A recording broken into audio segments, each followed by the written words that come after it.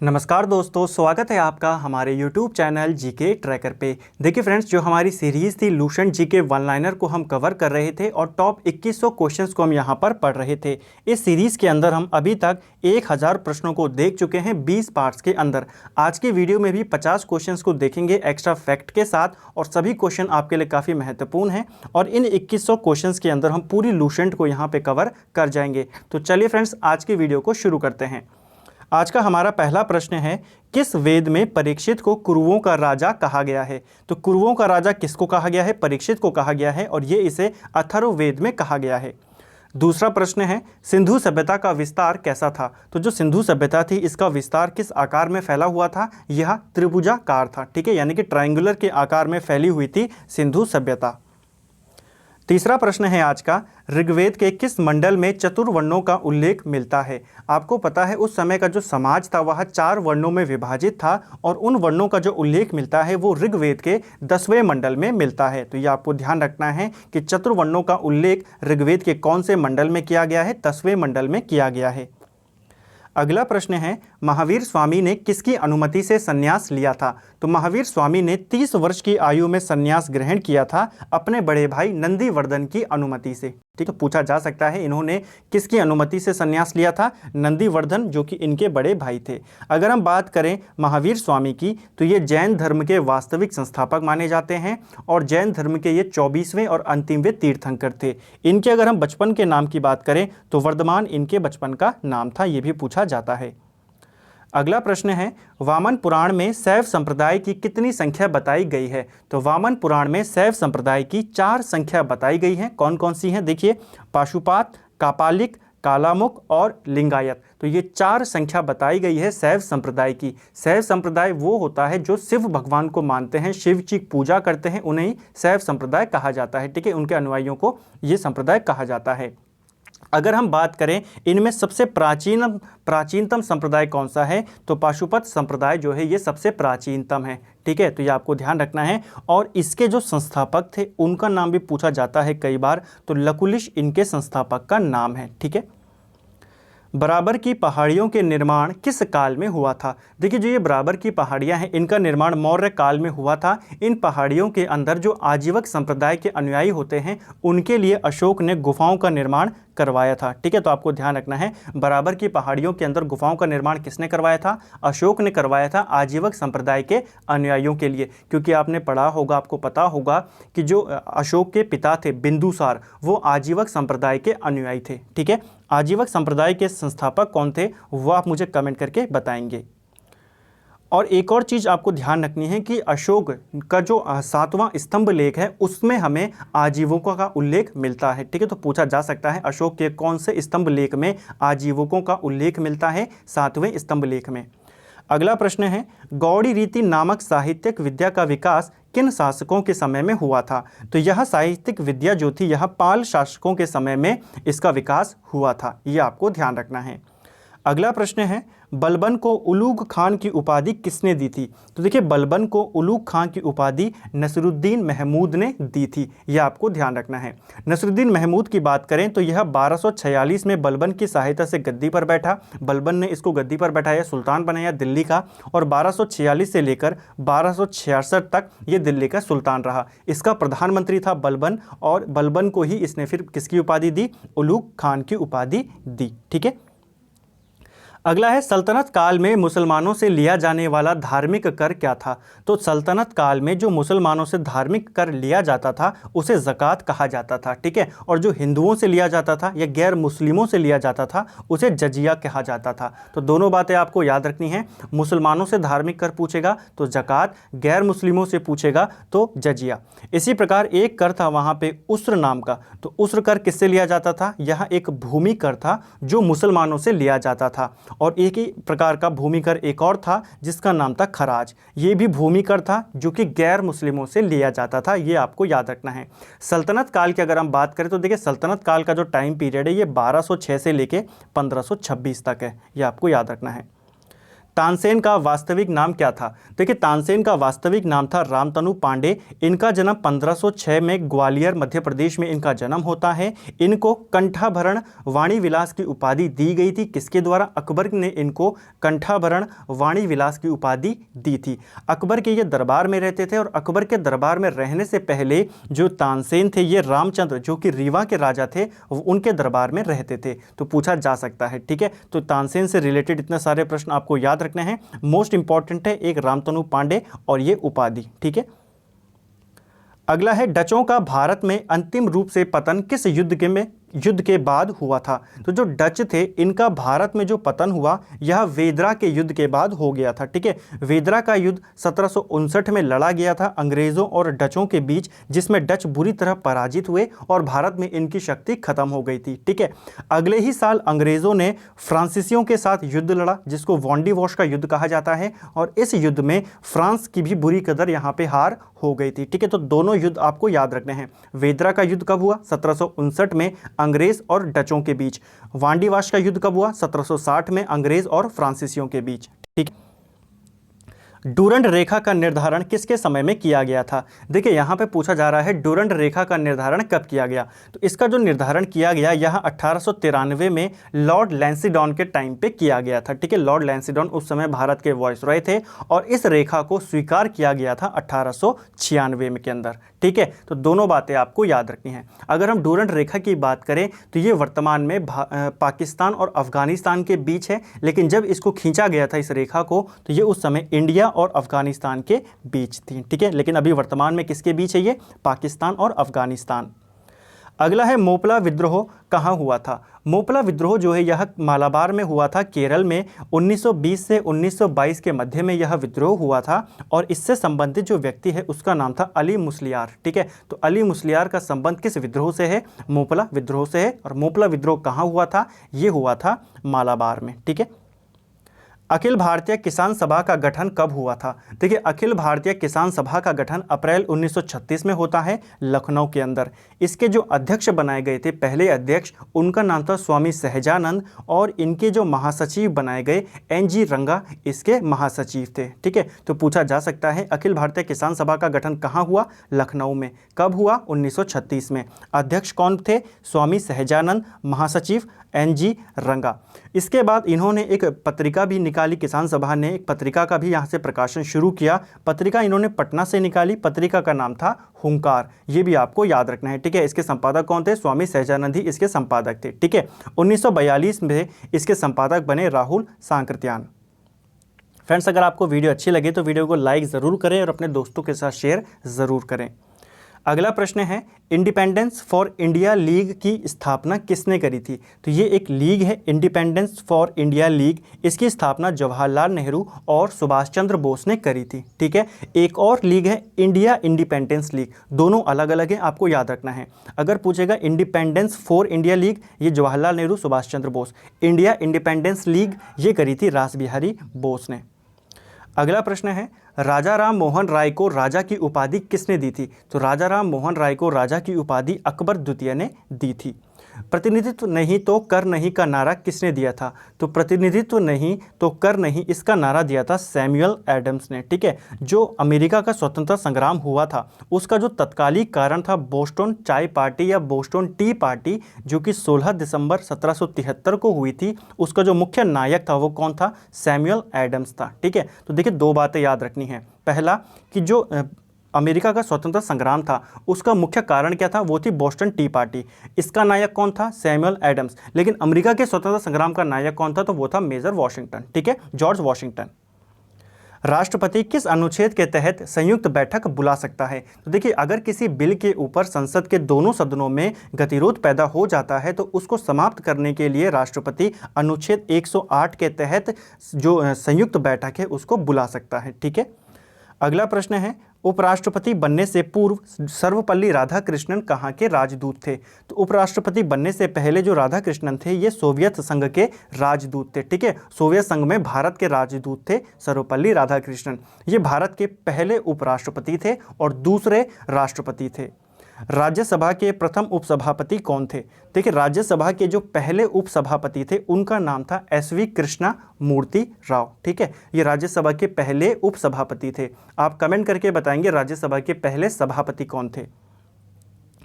किस संविधान संशोधन द्वारा वर्ष 2026 तक लोकसभा और विधानसभा की सीटों को यथावत रखने का निर्णय लिया गया है? तो ये निर्णय लिया गया 84वें संविधान संशोधन के द्वारा, जो कि 2001 में किया गया था। 2001 में एक संविधान के अंदर संशोधन किया गया, 84वां संशोधन, जिसके तहत ये निर्णय लिया गया कि लोकसभा और विधानसभा की सीटें अभी जितनी है 2026 तक इतनी ही रहेंगी। अगला प्रश्न है, भारत के नियंत्रक एवं महालेखा परीक्षक की पदावधि कितनी है? भारत के जो नियंत्रक एवं महालेखा परीक्षक हैं, इनकी जो पदावधि है वो है 6 वर्ष या फिर 65 वर्ष की आयु। जो भी पहले पूरा हो वो इनकी पदावधि होती है। ठीक है, इसकी अगर हम बात करें कि इनकी नियुक्ति किस आर्टिकल के तहत की जाती है, तो आर्टिकल 148 के तहत इनकी नियुक्ति की जाती है। और एक और प्रश्न इनसे बनता है कि जो भारत के नियंत्रक एवं महालेखा परीक्षक हैं, ये रिटायरमेंट के बाद भारत सरकार के अधीन कोई भी पद ग्रहण नहीं कर सकते हैं। ठीक है, ये भी आपको याद रखना है।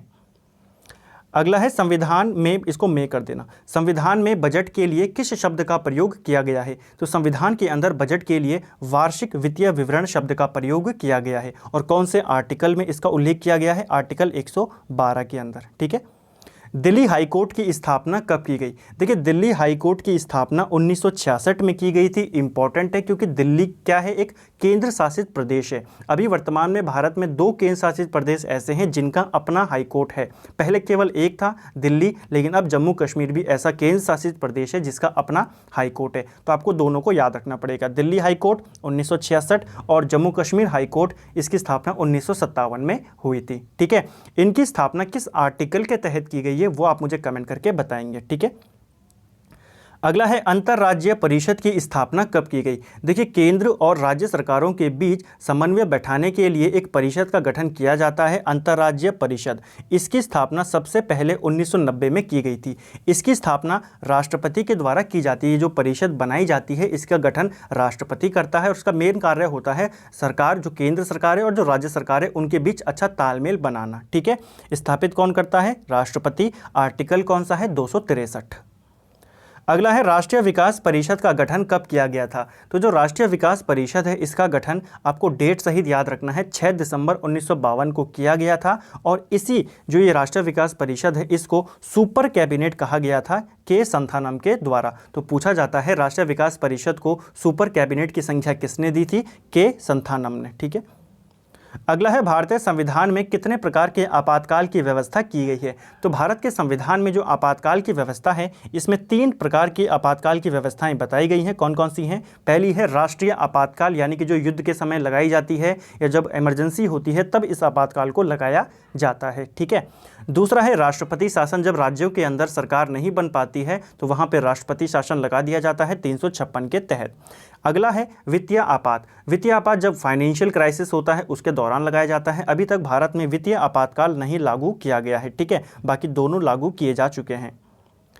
अगला है भारतीय संसद के अधिवेशन का प्रारंभ होता है। तो भारतीय संसद का जब अधिवेशन शुरू होता है तो उसका प्रारंभ भारत के राष्ट्रगान यानी कि जनगण मन से होता है, और जब अधिवेशन का समापन किया जाता है तो उसका समापन राष्ट्रगीत यानी कि वंदे मातरम से होता है। ठीक है, भारत में स्थानीय स्वशासन का पिता किसे कहा जाता है? भारत के अंदर स्थानीय स्वशासन का पिता लॉर्ड रिपन को कहा जाता है। लॉर्ड रिपन ने इस हेतु एक प्रस्ताव रखा था 1882 में। ठीक है, जिसको अभी वर्तमान में भारत का जो ये स्थानीय स्वशासन है उसका मैग्ना कार्टा कहा जाता है। ठीक है, और भारतीय स्थानीय स्वशासन का पिता किसको कहा जाता है? रिपन को। ठीक है, अगला है संसद में प्रश्नकाल के बाद के काल को क्या कहा जाता है? तो संसद में प्रश्नकाल के बाद का जो काल होता है उसे शून्यकाल कहा जाता है, और इसका जो समय है वो वर्तमान में 1 बजे से 2 बजे का जो काल होता है उसे शून्यकाल या जीरो पीरियड यहाँ पे कहा जाता है। ठीक है, एक और चीज़ आपको ध्यान रखनी है, बहुत बारी क्वेश्चन पूछा जाता है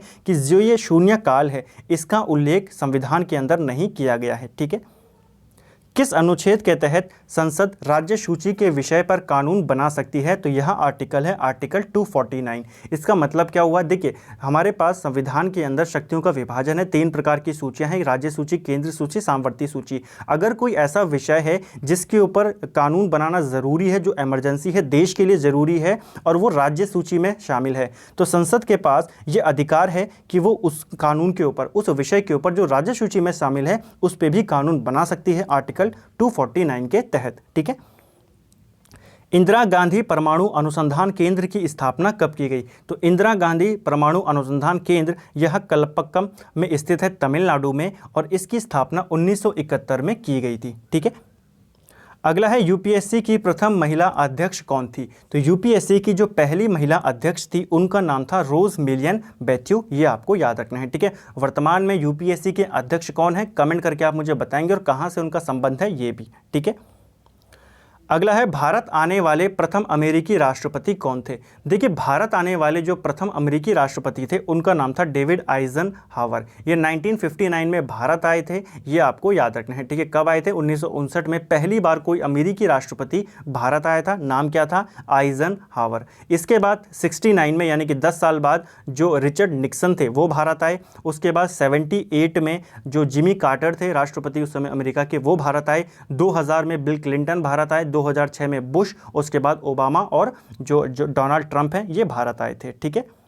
सबसे लंबी तट रेखा वाला दक्षिण भारतीय राज्य कौन सा है? देखिए, भारत की अगर हम बात करें तो सबसे लंबी तट रेखा वाला राज्य कौन सा है? वो है गुजरात। लेकिन यहाँ पे पूछा जा रहा है दक्षिण भारत का सबसे लंबा तट रेखा किसकी है? तो वो है आंध्र प्रदेश की। ठीक है। तो अगर ओवरऑल पूछेगा भारत का तो गुजरात आएगा, नंबर 2 पे आता है आंध्र प्रदेश। लेकिन दक्षिण भारत की अगर पूछेगा तो उसमें आंध्र प्रदेश पहले पे आता है। विश्व का सबसे बड़ा पार्क कौन सा है? तो विश्व का सबसे बड़ा पार्क है वुड बफेलो नेशनल पार्क, जो कि कनाडा में है। और अगर पूछा जाता है विश्व का सबसे बड़ा चिड़ियाघर कहाँ है, तो वो है क्रूगर नेशनल पार्क, जो कि दक्षिण अफ्रीका में है। आयरलैंड की संसद को क्या कहा जाता है? तो आयरलैंड की संसद को डेल आयरन कहा जाता है। एशियाई विकास बैंक की स्थापना कब की गई? एशियाई विकास बैंक, यानी कि जिसको एडीबी भी कहा जाता है, एशियन डेवलपमेंट बैंक, इसकी स्थापना 1966 में की गई थी, और इसका जो मुख्यालय है यह मनीला, फिलीपींस के अंदर इसका हेडक्वार्टर है। ठीक है।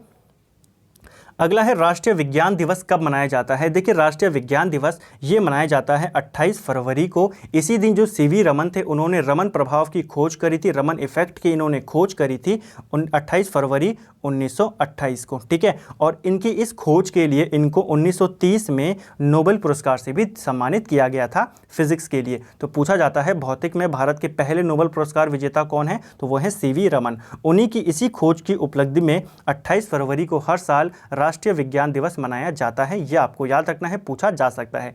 पहली बार राष्ट्रीय विज्ञान दिवस कब मनाया गया था? तो ये 1987 में मनाया गया था। ठीक है। विवेकानंद रॉक मेमोरियल कहाँ स्थित है? तो विवेकानंद रॉक मेमोरियल यह तमिलनाडु में स्थित है। सांची स्तूप को किस वर्ष यूनेस्को की सूची में शामिल किया गया था? तो ये सांची स्तूप है, मध्य प्रदेश में स्थित है, और इसे 1989 में यूनेस्को की जो विरासत वाली सूची है उसके अंदर इसको शामिल किया गया था। भारतीय मौसम वेधशाला कहाँ स्थित है? तो भारतीय मौसम वेधशाला यहाँ पुणे में है, और भारतीय मौसम विज्ञान संस्थान ये नई दिल्ली में है। दोनों में कंफ्यूज नहीं होना है, दोनों अलग अलग जगह पर हैं। ठीक है। यक्षगान किस राज्य का लोक नृत्य है? तो यक्षगान जो है यह कर्नाटक का लोक नृत्य है, और बहुत ही इंपॉर्टेंट है, बहुत सारे एग्जाम के अंदर ये प्रश्न पूछा जा चुका है। अगला है, ऑस्कर पुरस्कारों की शुरुआत कब की गई थी? देखिए, जो ऑस्कर पुरस्कार है इनकी शुरुआत 1929 में की गई थी। और एक और चीज़ यहाँ से पूछी जाती है कि ऑस्कर में नामित प्रथम भारतीय फिल्म कौन सी थी? तो वो थी मदर इंडिया, जिसको 1957 में ऑस्कर में नामित किया गया था। ठीक है। शुरुआत कब की गई इन पुरस्कारों की? 1929 में। सर्वप्रथम किसे मरणों उपरांत भारत रत्न से सम्मानित किया गया था? तो मरणों उपरांत सर्वप्रथम भारत रत्न दिया गया था लाल बहादुर शास्त्री जी को। ठीक है। 1966 में। वैज्ञानिक तथा औद्योगिक अनुसंधान परिषद की स्थापना कब की गई? तो वैज्ञानिक तथा औद्योगिक अनुसंधान परिषद, जिसे शॉर्ट में लिखा जाता है CSIR। ठीक है। CSIR यानी कि council of scientific and industrial research इसकी फुल फॉर्म है। इसकी स्थापना 1942 में की गई, और यह नई दिल्ली में स्थित है। ठीक है। इंदिरा गांधी रिटर्न्स पुस्तक के लेखक कौन है? इंपॉर्टेंट किताब है और इंपॉर्टेंट लेखक हैं। इंदिरा गांधी रिटर्न्स इस किताब के लेखक है खुशवंत सिंह, और इनकी कुछ अन्य पुस्तकें हैं जो काफ़ी इंपॉर्टेंट है, जिसमें एक सबसे महत्वपूर्ण है ट्रेन टू पाकिस्तान, किसकी किताब है? खुशवंत सिंह की है। द कंपनी ऑफ वुमेन किसकी किताब है? द खुशवंत सिंह की है। ठीक है। ओलंपिक मशाल जलाने की शुरुआत कब से हुई थी? तो ओलंपिक मशाल जलाने की जो शुरुआत हुई थी ये 1928 में हुई थी, एम्स्टर्डम ओलंपिक से हुई थी। ठीक है। एम्स्टर्डम कहाँ आता है? ये नीदरलैंड में आता है। वहाँ से इसकी शुरुआत हुई थी, और वर्तमान तरीके से जैसे इसको जलाया जाता है, ये वर्तमान स्वरूप ये कब अपनाया गया था? 1936 में बर्लिन ओलंपिक में इसको अपनाया गया था। देखिए, ओलंपिक के ऊपर एक अलग से वीडियो में ऑलरेडी बना चुका हूँ, जिसमें आपको ओलंपिक से रिलेटेड सारे प्रश्न आपको वहाँ पर देखने को मिलेंगे, तो आप प्लेलिस्ट में जाके या नीचे डिस्क्रिप्शन से आप उस वीडियो को देख सकते हैं। अगला है आधुनिक गोल्फ की शुरुआत किस देश से हुई थी? तो जो आधुनिक गोल्फ है इसकी शुरुआत स्कॉटलैंड से हुई थी। अंतिम प्रश्न है आज का, फोर्ट्रॉन भाषा का विकास किसने किया था? देखिए, जो फोर्ट्रॉन भाषा है ये कंप्यूटर की पहली लैंग्वेज है। पूछा जाता है प्रश्न, पहली कंप्यूटर लैंग्वेज कौन सी है? तो वो है फोर्ट्रॉन। ठीक है। फॉर्मूला ट्रांसलेटर इसका पूरा नाम है, और इसका जो विकास किया था ये J.W. बेकस ने किया था 1957 के अंदर। तो ये आपको याद रखना है, फोर्ट्रॉन जो कंप्यूटर लैंग्वेज है इसका विकास किसने किया है? J.W. बेकस ने 1957 में। तो फ्रेंड्स, ये था हमारा Lucent GK one liner series का पार्ट 21वां। आधी सीरीज़ हमारी पूरी कवर हो गई है। आज 1050 क्वेश्चन हम कवर कर चुके हैं, और 1050 क्वेश्चन हमारे और आने वाले हैं। अगर आप अच्छे से सपोर्ट करते हैं सीरीज़ को, तो मैं कोशिश करूंगा, मैं आपको हर बार कहता हूं कि मैं इसको जल्दी से कवर करें, लेकिन आप लोग सपोर्ट ही नहीं करते हो, आप लोग शेयर ही नहीं करते हो। शेयर तो दूर की बात है, वीडियो लाइक भी नहीं करते हो, तो ऐसे नहीं हो पाएगा फ्रेंड्स। आप वीडियो को लाइक करें, शेयर करें, अपने दोस्तों के साथ शेयर करें। आपको इतने कम टाइम पे एक जगह पर इतने सारे क्वेश्चंस, इतने सारे एक्स्ट्रा फैक्ट के साथ आपको प्रोवाइड हो रहे हैं। कम टाइम पे आपको ज़्यादा क्वेश्चन देखने को मिल रहे हैं, आपके टाइम की बचत हो रही है, और आप फिर भी सपोर्ट नहीं कर रहे हो, तो ये तो ठीक बात नहीं है। तो लाइक करें, शेयर करें अपने दोस्तों के साथ, और जो बेल आइकन है उसको ज़रूर प्रेस करें, और साथ ही जो हमारा फेसबुक पेज है उसको लाइक ज़रूर करें। Thank you friends.